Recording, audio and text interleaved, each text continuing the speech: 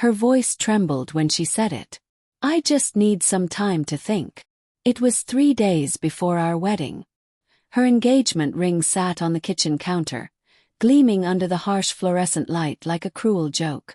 I stood there barefoot, still holding the takeout she'd asked me to grab. Her favorite Thai noodles. Steam rose between us, curling into nothing, just like the life I thought we were about to start. Think, I repeated, my voice shaking despite my best effort to stay calm. Think about what, Emma? She couldn't look at me. About everything. About whether this is right. For 6 years she had been my certainty, my calm in every storm. And now, she was pulling away without explanation. Her eyes darting anywhere but toward mine. I remember every sound in that moment. The hum of the fridge, the ticking of the clock, the rain against the window. The silence that followed felt like something alive, something crawling under my skin. Then she whispered, "I'm sorry," and walked past me into the bedroom. That night I couldn't sleep. Every creak of the floorboards, every shift of her weight in bed sounded like a question I didn't want to answer. By morning she was gone. She left a note on the kitchen table that read, "I need space. Don't call me for a few days." 3 days. 3 days of trying to convince myself this was just cold feet. That we'd laugh about it later.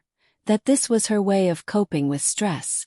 I scrolled through old photos, rewatched videos of our trips, reread the first message she ever sent me. You look like someone who finds peace in small things. But peace was the last thing I felt. By the 4th day I broke. Called her, no answer. Texted, no reply. Something in me snapped. I opened her laptop, which she'd left at the apartment. My hands trembled as I typed in the password. She'd never hidden it before. Opened. My heart was already pounding before I clicked the message app.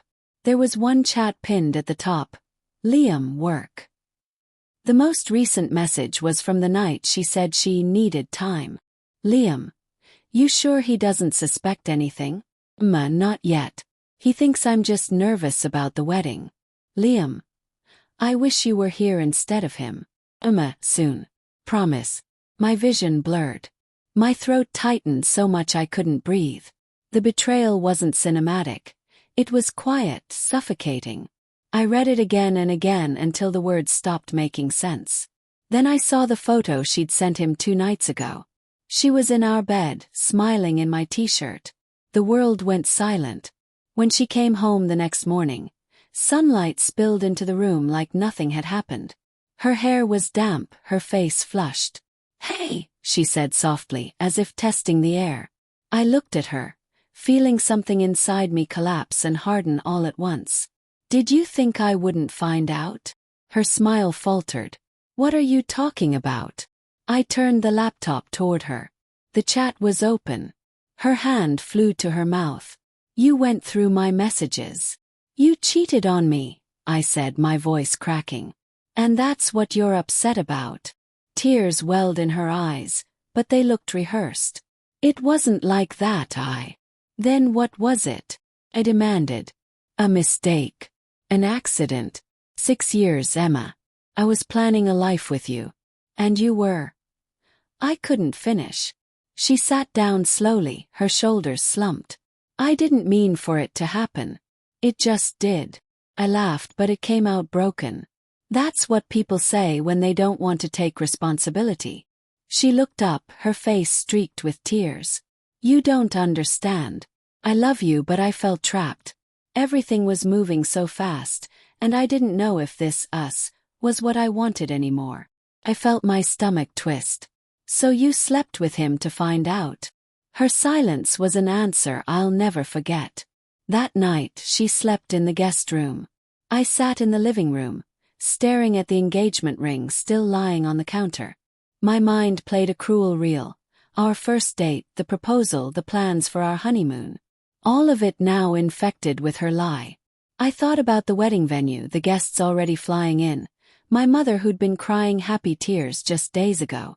I thought about calling everything off, but the thought of explaining why made me feel small. Humiliated. The next morning, I told her to pack her things. "I'm sorry," she said again, her voice barely audible. Sorry doesn't undo what you did, I said quietly. You should have told me the truth before you broke me like this. She nodded, wiping her tears. You were always too good to me. As she closed the door behind her, I realized how painfully true that was. A week later I got a message from Liam. Liam, I'm sorry man. She told me you two were basically done. I never would've. I stared at the message for a long time before deleting it. I didn't need his apologies. He wasn't the one who promised forever. That night, I drove to the beach where I'd first asked her to be mine. The tide was high, the waves rough.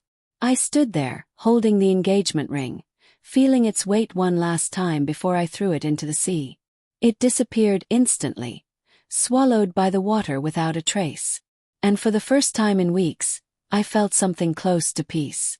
Not forgiveness, not healing, but the fragile beginning of letting go.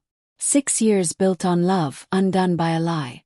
And yet, as I stood there under the fading sun, I realized something unexpected. Maybe losing her wasn't the end of my story. Maybe it was the start of me finally learning who I was without her.